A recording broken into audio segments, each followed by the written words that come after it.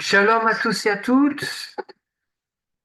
Alors, ce soir, on va continuer notre longue série sur, sur les calendriers, enfin sur le calendrier, oui, sur les calendriers.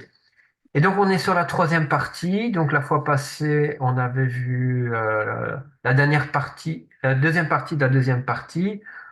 Comme je vous avais dit, comme c'était une partie assez importante, il y avait beaucoup de choses à dire, donc on l'a divisé en plusieurs étapes. Et là, on va commencer donc la troisième partie. Alors, qu'est-ce qu'on va voir dans la troisième partie? On va commencer par voir.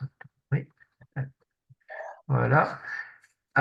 Donc, on va voir un petit peu les différents calendriers, hein. Donc, on sait qu'il existe plusieurs calendriers et on va un peu voir les différents calendriers pour essayer de comprendre aussi qu'est-ce qui fait que euh, qu'est-ce qui fait quel calendrier est plus en avant qu'un autre?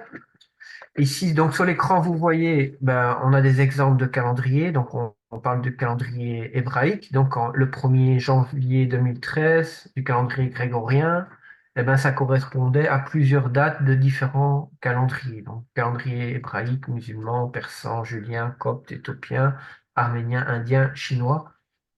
Alors, dans les calendriers, il y avait disparu, il y avait le calendrier romain révolutionnaire et positif.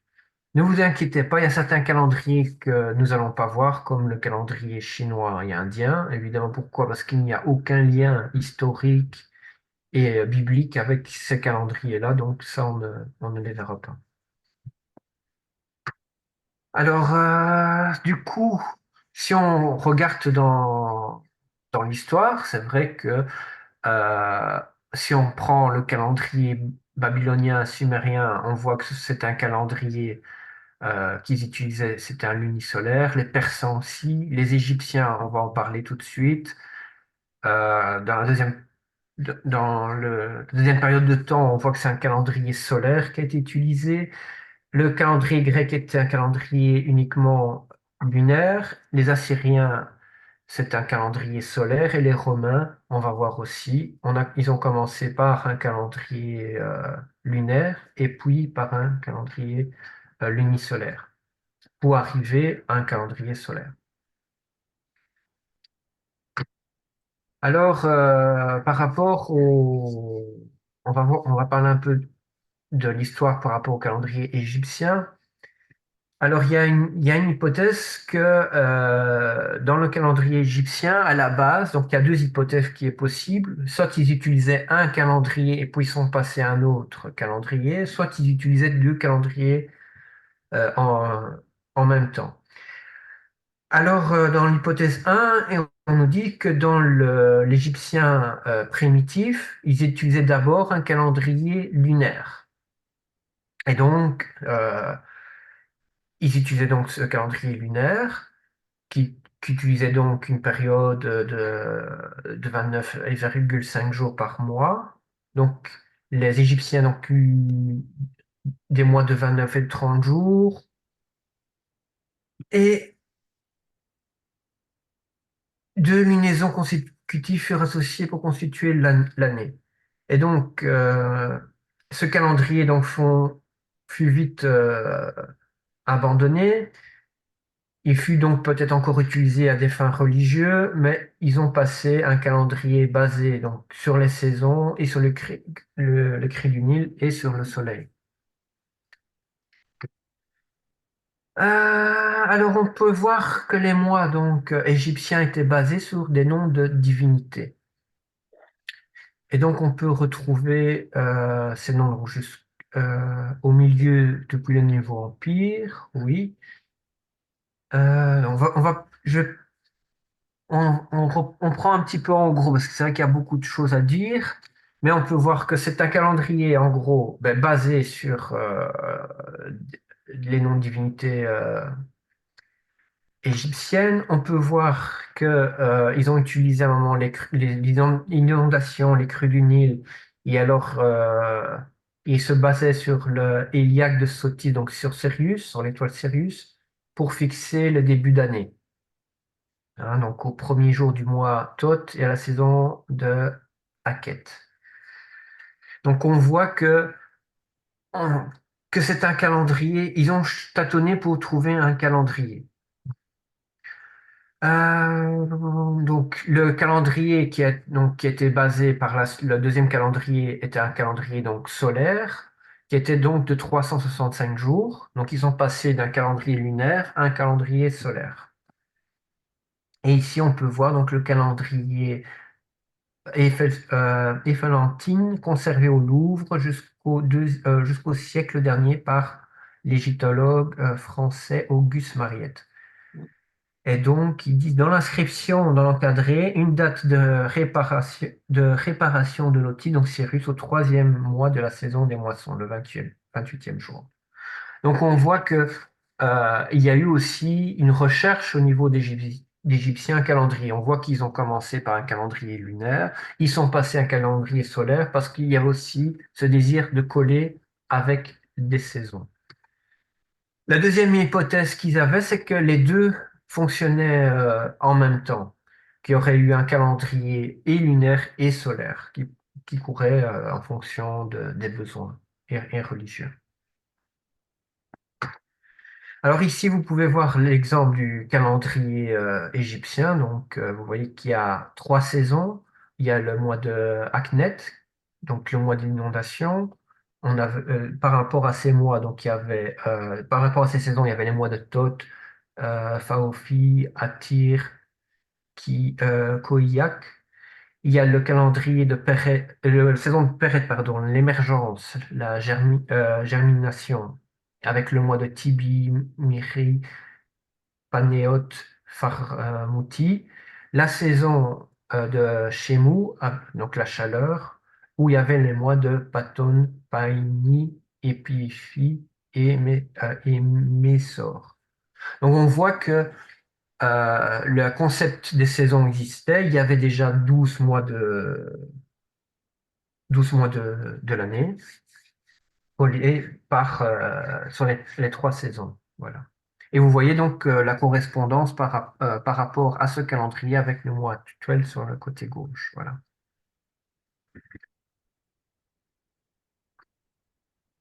Alors, je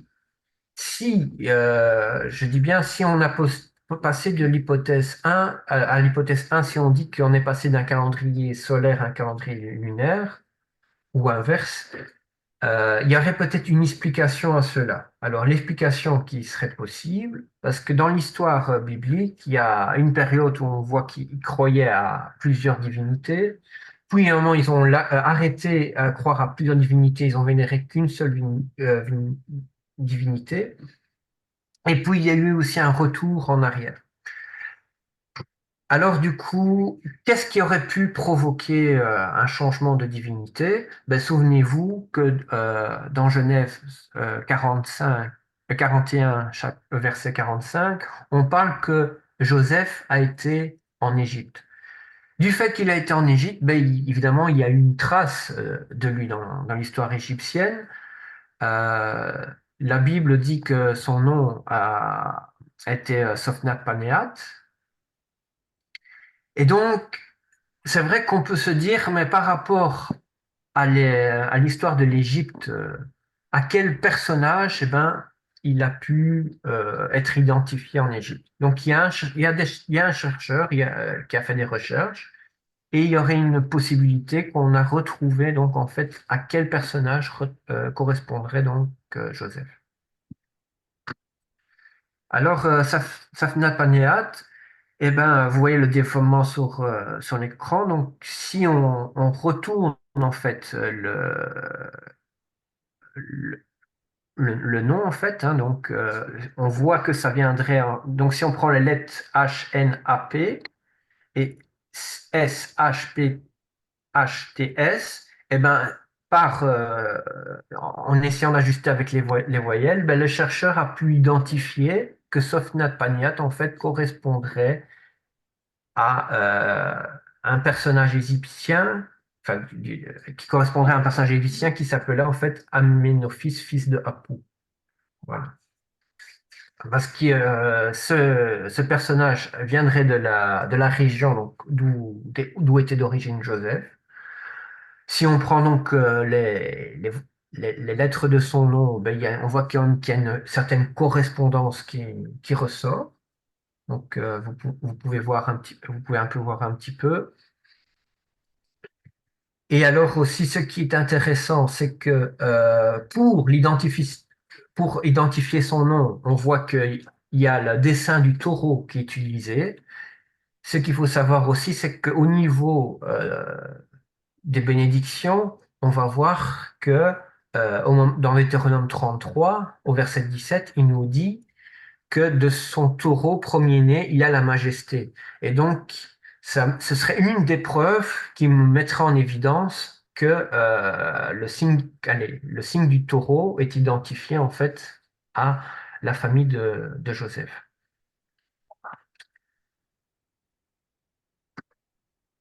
Alors, c'est aussi ce qui est intéressant, c'est que on l'appelait aussi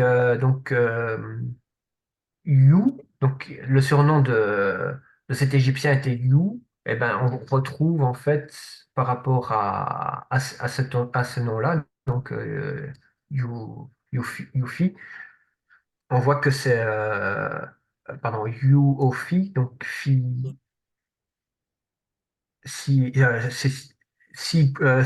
faux, You, on voit que c'est le nom de Joseph en fait qui ressort. On voit qu'il y a une correspondance. Donc, il y a pas un hasard au niveau historique. Il y a des preuves qui pourraient identifier donc que le personnage était en Égypte, même si l'histoire n'est pas tout à fait racontée de la même manière, mais on voit quand même qu'il y a des traces de vérité au niveau historique. Voilà. Mais on voit que cet Égyptien, donc Aménophis, fils d'Apou, qui correspondrait donc à Joseph, a été une personne très importante en Égypte. On voit il, il a été, comme Premier ministre, un grand dirigeant en Égypte. Il était très respecté. Il avait la confiance du pharaon et on l'a même bâti un temple en Égypte tellement c'était un personnage important. Et donc, c'est possible que le changement du calendrier qu'il y a eu en Égypte a eu, euh, comment dire, une certaine allez, influence, voilà, c'est le mot que je cherchais, une certaine influence par rapport à Joseph. Mais alors, ce qu'il faut savoir, donc, on disait tout à l'heure, en Égypte, le problème, c'est qu'ils ont eu beaucoup de divinités païennes, même si à un moment, ils auraient été au plus proche d'une croyance d'un Dieu unique, ben, on voit que la tendance au polythéisme a toujours été forte en Égypte. Alors, on voit qu'ici, il y a eu deux divinités, par exemple deux divinités lunaires, donc le dieu Thoth de la lune et le dieu Khonsu, donc de la lumière de la lune. Les dieux solaires, donc Khépri, le soleil naissant, Amon-Ra, le soleil au phénix, et Atum, le soleil couchant. Et donc, vous savez que, on avait déjà parlé dans le passé, Hachem est un dieu jaloux. Eh ben, on ne peut pas, allez, on ne peut pas utiliser le calendrier égyptien pour fixer un calendrier pour Hachem. Donc c'est pour ça que les enfants d'Israël, quand ils ont quitté l'Égypte, n'ont pas utilisé le calendrier égyptien. Hachem a donné son calendrier. Mais c'était quand même intéressant de savoir que l'Égypte avait un calendrier. Les enfants d'Israël avaient été en contact avec ces différents calendriers, mais Hachem a ordonné à son peuple de oublier, d'ignorer ces calendriers. لا أريد الصوص. Alors,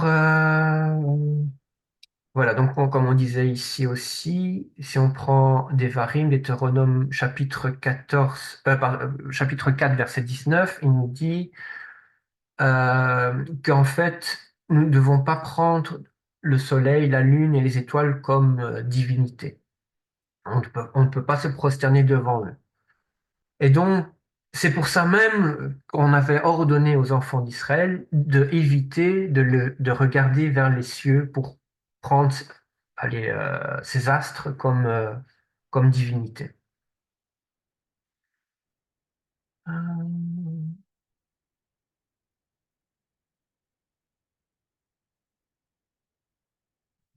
ça, alors par la suite aussi, donc ça comme ça on vous avez vu un petit peu par rapport au calendrier égyptien. Alors on peut se dire aussi le calendrier romain. Donc il faut savoir aussi, vous savez, vous connaissez l'histoire, que les enfants d'Israël ont été en contact avec les Romains et autant aussi de Yeshua, ben, le calendrier romain était aussi en application dans la région. Alors il faut savoir c'est qu'à l'origine, le calendrier romain était un calendrier uniquement solaire. Il est passé à un lunisolaire. Le calendrier donc romain était rapporté par Ovide. Donc ça a été rapporté par Ovide. Donc le calendrier romulé donc, serait une invention de Romulus. Donc il faut savoir que c'était à l'origine deux frères et que l'un était décédé, l'autre a survécu. Bon, le but n'est pas de creuser l'histoire de ces deux frères, mais l'un des frères était le fondateur de Rome et il a mis son calendrier, donc inspiré par rapport au calendrier lunaire grec. Voilà. Donc c'était en 753 avant Yeshua. Alors, ce calendrier était composé donc de 10 mois, 304 jours. Donc, commençant en mars, finissant en décembre, donc comme ça vous avez un peu l'idée. Avec 304 jours, donc évidemment, par rapport à un calendrier solaire, ben, il n'y a pas de correspondance parce que ce calendrier faisait donc qu'il y avait une différence par rapport au calendrier solaire. Et donc, pour ajuster, on y rajoutait donc 61 jours au calendrier. Alors, à l'origine, ce mois donc était des mois qui correspondaient avec certains mois qu'on a actuellement. On voit que c'était des mois dédiés à des divinités. Donc, il y avait le mois de Martius, donc Mars, hein, donc c'était le dieu Mars. On a le Aprilis, donc avril, c'est Aphrodite. Maius, donc c'est Maï. Et Lunius, donc c'est Yonun. Alors, les autres mois, on avait des mois qui étaient recensés par des chiffres. Donc, Quintilis, qui est la correspondance de juillet, donc faisait référence au cinquième mois. Sistilis, correspond au mois d'août, c'était le sixième mois. September, ça on connaît, septième mois. October, huitième mois. November, neuvième mois. Et December, dixième mois. Donc, ça, c'est la signification des différents mois. Alors, on voit que par la suite, ce calendrier bah, a été ajusté pour être un calendrier lunisolaire, donc de 355 jours. On voit que les noms des mois sont restés les mêmes. Voilà, donc vers le 15 mars, l'équivalent du 15 mars était l'équivalent du début de l'année. Et comme on a vu avant, donc il y a donc les 4 premiers mois dédiés à des divinités et les 6 derniers mois au mois allez, qui fait référence au nombre, hein. Alors il faut savoir qu'après donc on a rajouté au calendrier Romulus donc 2 mois, donc ce qu'on connaît comme aujourd'hui le mois de janvier et février. Et alors, on rajoutait aussi un mois intercalaire, donc de 29 jours, donc toutes les années bissextiles.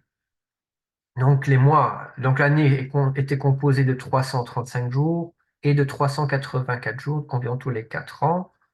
Et donc, on voit qu'il y a une progression pour se rapprocher aussi par rapport à l'année solaire et pour avoir des saisons. Alors, on peut voir ici, l'ordre n'était pas tout à fait le même. Il faut savoir que après December, ben, c'était Februarius. Et ensuite, il y avait le mois intercalaire qui s'appelait Mens Intercalis, donc tous les environ 4 ans, et le mois Januarius. Alors, donc ça c'était ajouté en 713 par le roi légendaire Numa Pompilius, hein, donc il avait rajouté le mois janvier-février. Et par la suite, donc dans le classement on a vu donc c'était décembre, févriarus, januarus, et par la suite on va voir que on a inversé le sens de ces deux mois. Donc on a mis januarus en premier et puis févriarus. Et ça, ce changement d'ordre des mois était fait en 450 avant l'ère commune. Voilà. Et le mois intercalaire aussi, au lieu qu'on l'appelait donc Men Intercalis, on l'a appelé Mercedonius. Voilà. Et qui était intercalé environ tous les 2 ans. Donc vous voyez ici, donc ça c'était avant la réforme. Il y a eu une réforme qui a fait, donc voilà un peu comment était avant la réforme, donc les mois, les nombres de jours par mois. Alors pourquoi il y a eu une réforme? Parce que c'est qu'à un moment, ce qui s'est passé au niveau politique, c'est que il y avait plus de, par rapport au mois intercalaire, un moment fixe. Et donc, en fonction des mandats politiques, eh ben, on rajoutait le mois intercalaire ou on ne le rajoutait pas. Donc, si on voulait que le temps de le mot ne sort pas, excusez-moi, le temps où la personne devait gouverner devait rester plus longtemps, il voulait que la personne reste plus longtemps, donc on rajoutait des mois en plus pendant la période où il devait diriger. Et si on voulait qu'il restait moins longtemps, eh ben, on ne les rajoutait pas. Euh, voilà un petit peu encore ici, on voit encore le nombre de jours. Donc le mois de Mersicanus, donc c'était 27 jours vers la fin, environ tous les 2 ans. Voilà. Mais ce qui est intéressant, c'est qu'on voit ce mois intercalaire a toujours été rajouté après le mois de févriaris. Alors, il faut savoir aussi que le mois de Januarias était associé aussi avec une divinité. Donc, c'était la divinité Janus. Et le mois Februarias, et en fait, était un mois qui était dédié à la mort. Voilà. Donc, ça, vous savez aussi. Et alors, on peut voir qu'en -46, Jules César a fait leur réforme pour passer un, plus un calendrier lunisolaire, mais un calendrier solaire. Donc, un calendrier solaire qui est très semblable à celui actuel, hein, donc de 12 mois, de 30 à 31 jours, sauf en février. On a rajouté donc tous les 4 ans pour faire l'année bissextile. Au lieu que ce soit un mois qui est rajouté, c'était un jour et on a choisi le mois de février pour rajouter le jour supplémentaire parce qu'avant, le mois supplémentaire était après le mois de février. Et le problème de ce calendrier-là, c'est que tous les 400 ans, il y avait un décalage de 3 jours. Donc, ça faisait que tous les 400 ans, ben, le calendrier commençait à se décaler par rapport au Soleil. Donc, vous savez donc que le calendrier julien, le but était de correspondre avec le Soleil. Voilà. Euh, donc, il est passé à l'ordre qu'on connaît actuellement. La seule chose, c'est que le nom des mois était resté le même, donc Quintilis et Sextilis. Mais on avait donc l'année de 365 et de 366 jours. Donc ça, vous voyez que 8 ans avant Yeshua, c'était comme ça. Et par la suite, ce qui s'est passé, c'est que le mois de Julius a été rebaptisé, pardon, Quinticilis est rebaptisé à Julius en l'honneur de Jules César, et le mois de Sistilis a été rebaptisé à Augustus, donc par rapport à l'empereur Auguste. Hein, donc ce qui a donné en français le mois de août. Donc vous voyez le développement. Et alors on voit que quand il y a eu le rajout des 2 mois, ensuite on voit aussi que le début de l'année, ben, le premier mois a été fixé au mois de Januarus, en janvier. Et donc, on voit que du coup, le mois de décembre n'est plus allez, est devenu le dernier mois de l'année, mais or, la signification est restée le même. Ça veut dire le 10e, pour le 10e mois.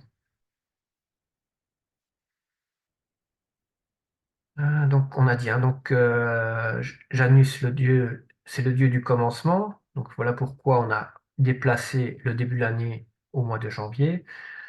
Le mois de février, donc, on parlait de mois des morts ou mois de purification. Voilà. Donc, Mars, dieu de la guerre. Avril, dieu de l'amour.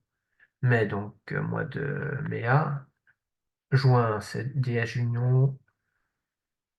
Juillet, c'est pour Jules César. Août pour Auguste César. Et puis, le 7e, 8e, 9e et 10e, ce sont les chiffres. Voilà. Puis, on va voir qu'à Keus, on a parlé tout à l'heure du décalage tous les 400 ans. Et ça a provoqué ça commence à provoquer des problèmes. On a vu en 1582 qu'il y avait un décalage de 10 jours par rapport au Soleil. Il y avait cette peur parce que le monde romain est devenu un monde gréco-romain. Et donc, par rapport à la Pâque catholique, de peur que la fête de la Pâque catholique puisse arriver au fil des années avant la période de Noël, parce que vous savez que la Pâque catholique est toujours calculée par rapport aussi au cycle lunaire et au cycle des équinoxes. Du coup, la fête de Noël, lui, est fixe dans le calendrier, du coup, ça allait créer un décalage. Donc, qu'est-ce qui s'est passé? Le pape Grégoire XIII a décidé de supprimer donc ces jours de décalage. Donc, on peut voir ici en 1582, au mois d'octobre de l'année julienne, eh ben, on a supprimé donc les 10 jours de différence. Donc on est passé du jeudi 4 au vendredi 15. Et c'est là que donc a fait le transfert entre le calendrier julien et le calendrier grégorien. Et alors aussi, ce qui a été décidé, c'est que tous les 400 ans, eh ben, il y avait donc l'année bissextile, tous les 400 ans, est supprimée, pour évidemment éviter qu'il y a un décalage. Pourquoi? Parce que vous savez que l'année solaire n'est pas une année de 365 jours et 6 heures, mais 355 jours, 5 heures et X minutes. Je pense que c'est 20 minutes ou 25 minutes si mes souvenirs sont bons. Et donc, en supprimant le, le jour de l'année bissextile tous les 400, allez, tous les 400 ans, donc les 3 jours de différence, oui, eh ben, on rétablit donc l'équilibre dans le calendrier. Alors, donc, oui, donc, le calendrier donc, était passé d'une année 365,25 à 365,2425. Donc, qui fait que le calendrier solaire calque plus avec le soleil que avant il y avait une petite différence. Alors, comme on a vu tout à l'heure, on ne va pas trop traîner dessus, on voit que les mois de l'année sont des mois de divinité. Et on a dit tout à l'heure, le problème qu'il y a, c'est que Hachem ne peut pas autoriser ce calendrier-là qui est consacré à des à des divinités. Et puis, ce n'est pas non plus le calendrier qu'Hachem a donné au peuple d'Israël. Donc, ce calendrier ne peut pas être utilisé pour, euh, pour faire les fêtes et en l'honneur d'Hachem. Alors je dis il ne peut pas être utilisé, mais attention, c'est vrai que nous, ici, là où nous sommes, nous avons le calendrier grégorien qui est utilisé pour, je veux dire, comme année civile. Et évidemment, on fait la correspondance entre le calendrier grégorien et le calendrier que nous utilisons pour les fêtes. Alors, il faut savoir aussi que les jours de la semaine sont dédiés aussi à des planètes. Alors, on peut voir que le mois de, pardon, pas le mois, le jour de la semaine de dimanche, hein, en fait, en anglais, c'est Sunday. Sunday est relié en fait au soleil. Donc, c'est le jour du soleil. Alors, attention, pour Sunday et dimanche, il y a une différence dans la traduction du nom. Donc, Sunday veut dire jour du soleil. Dimanche euh, veut dire jour du Seigneur. Attention, ne pas confondre le jour du Seigneur et le Shabbat. Très important. Qui sont complètement différents. Et en plus, si vous prenez vos Bibles, si vous voyez, c'est vrai que la Bible parle du jour du Seigneur, mais ça n'a pas à voir avec le dimanche. Pourquoi? Parce que vous allez voir que toutes les fois où la Bible parle du jour du Seigneur, il fait référence au jour du jugement. Et c'est pour ça qu'il dit même, la parole nous dit même qu'il y aura des grincements de dents le jour du Seigneur. Donc, ce n'est pas un jour de réjouissance, ce n'est pas un jour où nous devons adorer Hachem. Allez, quand je dis que nous ne devons pas, je veux dire, parce que beaucoup de croyants disent c'est le jour où il faut le faire. On peut prier Dieu le dimanche, comme les autres jours, mais ce n'est pas le jour que Hachem a mis à part. Donc ça, j'insiste très bien. Alors, le lundi, ça, c'est le mot même en latin, le lundi, ça vient en fait du jour de la lune. Le mardi, c'est le jour de Mars. Le mercredi, c'est le jour de Mercure. Le jeudi, c'est le jour de Jupiter. Le vendredi, c'est le jour de Vénus. Et le samedi, attention aussi, le samedi en anglais et en français n'a pas la même signification. Le mot en En anglais, c'est Saturday, donc qui veut dire le jour de Saturne. Hein. C'est la même chose comme on a vu avec Sunday, jour du soleil. Hein. En anglais, c'est Dies Solis, jour du soleil. Et Saturne, le mot en anglais, le mot en latin, c'est Dies Saturni, donc le jour de Saturne. Attention, ne pas confondre avec le mot en français samedi qui ne vient pas de la même source en latin. La source, on va le voir par la suite. Samedi veut dire en fait jour du sabbat. On va revenir après dessus. Donc ne pas confondre entre les deux. Pourquoi en anglais et en français ces deux jours de la semaine n'ont pas la même signification? Tout simplement, il faut savoir que le catholicisme a conquis beaucoup de, allez, de territoires en Europe, mais pas en Angleterre, allez, les terres de la Grande-Bretagne. Donc la Grande-Bretagne a gardé les anciens noms, tandis que les terres que les catholiques ont eues, eh ben, ils ont changé donc, le nom d'origine du calendrier romain pour faire passer le mot sabadi et, euh, et le nom de dimanche pour le premier jour de la semaine. Ce qui est aussi important de savoir aussi, c'est que l'ordre aussi a changé. Le premier jour, vous voyez ici, c'était le dimanche. Le dernier, c'était le samedi. On va voir par la suite que cet ordre a été changé. On continue. Donc ici, on le voit. Hein, donc lundi, dit lunes, jour de la lune. Tout ça, on l'a vu. Dit Saturni, donc ça c'est pas la bonne traduction, on va le voir après. Jour du sabbat, c'est la signification du mot samedi, mais pas du mot latin qui est écrit sur l'écran, on va le voir après. Par contre, ici, dies Dominicus, donc ça c'est la bonne traduction du mot en français. En latin, ça veut dire jour du Seigneur. Voilà. Et les autres jours sont des jours dédiés aux planètes. Alors, donc pour le samedi, donc on nous dit ici samedi, donc ça vient de Wikipédia, donc il faut faire le tri sur Wikipédia, mais là ce qui est dit est juste. Le samedi est le sixième jour de la semaine légal. Donc pourquoi légal? Parce que c'est ce qui est reconnu au niveau international. Et le septième jour et dernier jour selon les religions israélites et chrétiennes. Donc on peut voir même dans les Bibles catholiques, on va nous dire que le samedi est le septième jour.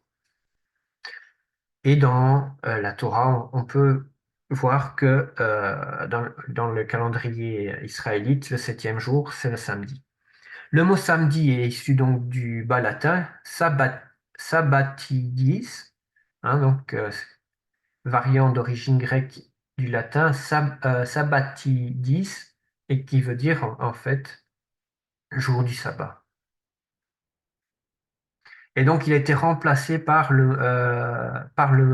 jour dies Saturni des Romains qui voulait dire jour de Saturne. Voilà. Donc vous voyez que le mot samedi veut dire en fait jour du sabbat. Donc on voit que les catholiques reconnaissent dans les jours de la semaine que le samedi était identifié comme le jour du sabbat. Même s'ils ne le vénéraient pas, mais on voit que ils ont voulu quand même garder cette signification que le samedi était le jour du sabbat. Et il l'est toujours pour nous d'ailleurs. Mais pas pour mais pour la pratique catholique, elle n'a plus aucune importance. Alors pourquoi il y a eu un changement, un remaniement des jours de la semaine, donc au niveau de l'organisation internationale, donc il y a ce qu'on appelle la norme ISO. C'est une norme, donc comme on vient de le dire, au niveau international, donc c'est l'Organisation internationale de la normisation, donc en anglais ISO. Ils ont environ 22 467 normes, donc pour définir des normes au niveau international, pour que tout le monde puisse avoir la même référence, et ben dans la norme internationale, le calendrier de référence est le calendrier grégorien, et, et dans la référence internationale, le premier jour de la semaine, ce qui a été fixé, c'est lundi comme le premier jour et dimanche comme le dernier. Alors, nous, ce que nous devons savoir. Hachem nous dit ceci, donc dans Shemot, Exode 31, verset 13, il nous dit, toi aussi parle aux enfants d'Israël, vous garderez absolument mes Shabbats. Donc, mes Shabbats, il insiste bien, donc on sait que c'est le samedi. Car c'est un signe entre moi et vous, parmi vos générations, afin que vous sachiez que je suis Hachem, donc Adonai, qui vous sanctifie. Donc déjà, c'est un signe entre moi et vous. Donc, quand nous pratiquons le Shabbat, quand nous savons que le Shabbat, c'est ce jour-là, eh ben nous montrons ce signe même au monde entier. Et Hachem aussi met un signe pour dire, regardez, eux sont avec moi. Vous comprenez? Donc, il y a une importance de garder ce Shabbat. Et donc, quand l'Église catholique nous dit, regardez, samedi, c'est le jour du Shabbat, parce que c'est ça qu'ils l'ont mis dans, la signification du jour samedi. Et ben nous, en tant que croyants et en tant que disciples, nous savons qu'Hachem nous dit gardez mes Shabbats. Donc gardez, on va dire samedi en français, gardez ce jour-là. Alors on va parler donc du jour du samedi. Et on va parler aussi des Shabbatot, donc les autres Shabbats, les fêtes aussi, les autres convocations.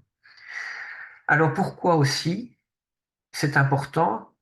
Il nous dit dans Vaïkra, Lévitique 20, 26, vous serez saints pour moi, car je suis saint. Moi, Adonai, je vous ai séparés des peuples afin que vous soyez à moi. Donc, on voit qu'Hachem veut que nous restons séparés. Donc, on ne peut pas faire la même chose que tout le monde. Vous comprenez? Les autres ont pris le dimanche, ils se sont dit, le jour de vénération, c'est le dimanche. Nous, Dieu nous a dit, c'est le Shabbat, donc nous ne devons pas imiter les autres. Ah, parce qu'on veut faire partie du grand nombre. Non, on doit faire ce que Hachem a voulu qu'on fasse.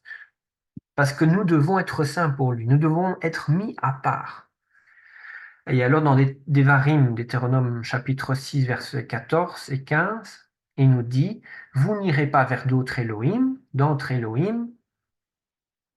des peuples qui sont autour de vous, car Adonai, ton Elohim, au milieu de toi est l'Elohim jaloux, qui n'a de peur que la colère d'Adonai, ton Dieu, ne s'enflamme contre toi et qui t'extermine sur les faces du sol.